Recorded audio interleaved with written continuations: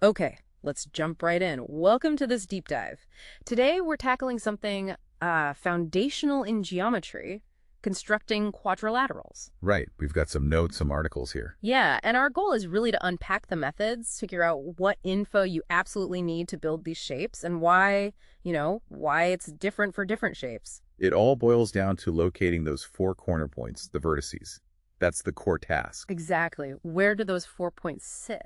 And for just a general quadrilateral, one without any special features like, say, parallel sides or right angles, well, you need a decent bit of data. Right, you can't just sketch it randomly and hope it's right. The sources are clear on that.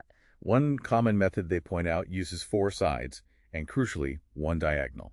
Okay. So imagine you're given lengths like AB is 3.5 centimeters, BC is 4.5, CD is 4, DA is 5.5, and then maybe diagonal AC is 5 centimeters. So the sides give you length, but why the diagonal? What does that extra measurement do? Ah, good question. That diagonal AC, in this case, it splits the whole thing Splits it. How? into two triangles. You get triangle ABC and triangle ADC. Ah, And we know triangles are rigid, right?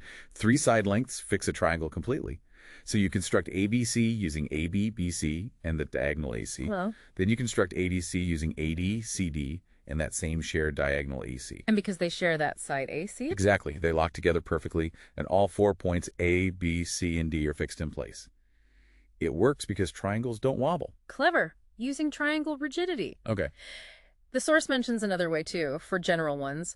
Something about three sides in a row and the angles between them. Yeah, 3 consecutive sides and the 2 included angles. Right, consecutive included. What does that mean in practice? Consecutive just means sides next to each other sharing a corner, like AB and BC share point B.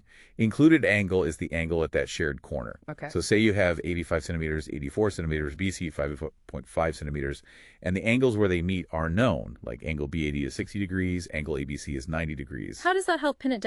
Well, you can draw the base, AB. Then the 60-degree angle at A tells you exactly which direction AD goes off in. Right. And the length, 4 centimeters, tells you precisely where D lands. Same idea from point B.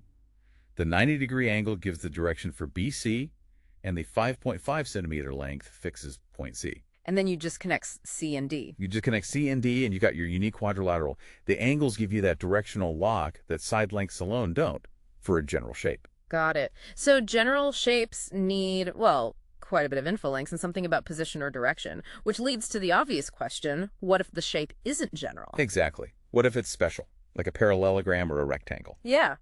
Do those built-in properties like parallel sides or 90-degree angles change things? They change everything. That's the really neat part. Those properties, they sort of provide some of the information for free. They act as constraints. Meaning you need less starting info. Precisely. Take a parallelogram. Mm-hmm. Opposite sides are equal and parallel. Right. So you don't need all 4 sides in a diagonal. Yeah. One method mentioned is just 2 consecutive sides and the angle between them. Say BC 4.2 centimeters, CD 3.6 centimeters, and angle BCD is 60 degrees. Okay. How does that work? You draw BC.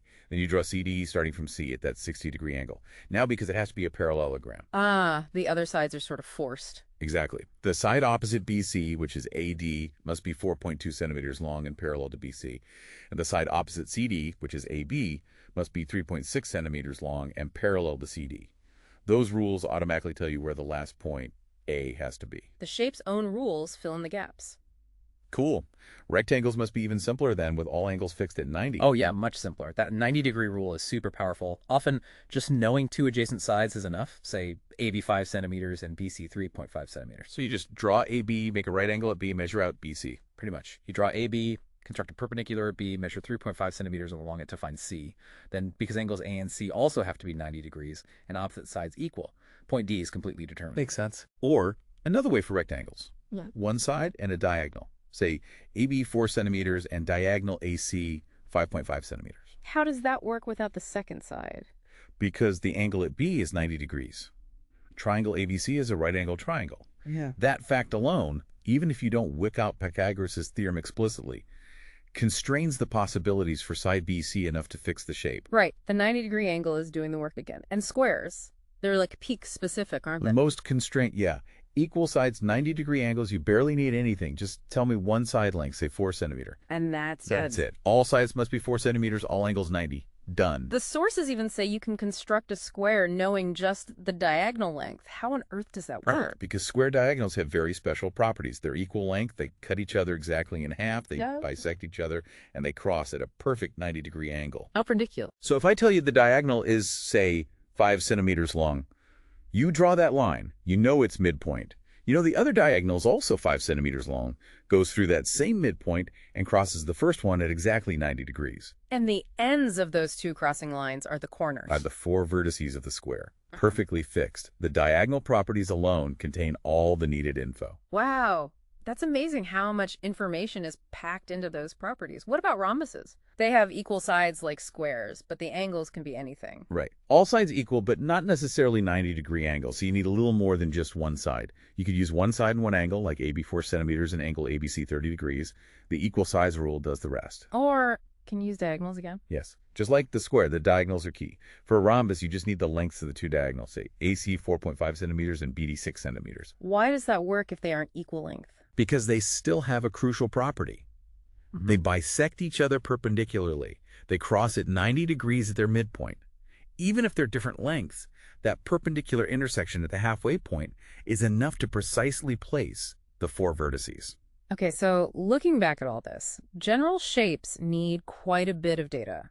Special shapes, because of their inherent properties, parallel sides, right angles, equal sides, diagonal behaviors, they need less starting info. Exactly. The more inherent structure a shape has, the less external information you need to define it. The properties themselves are constraints.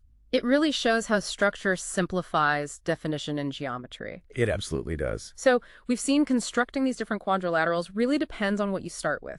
General ones need, several sides and maybe an angle or a diagonal. But the special cases like squares, rhombuses, sometimes just one side or the diagonals are enough because their own rules, their geometry, fills in the missing pieces. Which naturally leads to a bigger thought, doesn't it? Well, thinking about these methods, Yep. what is the sort of fundamental geometric principle that dictates the absolute minimum amount of information you need to uniquely define any rigid geometric figure, not just quadrilaterals? What makes any shape fixed, unchangeable? Exactly. What's a bare minimum you need to know? That's definitely something to think about. Food for thought until our next deep dive.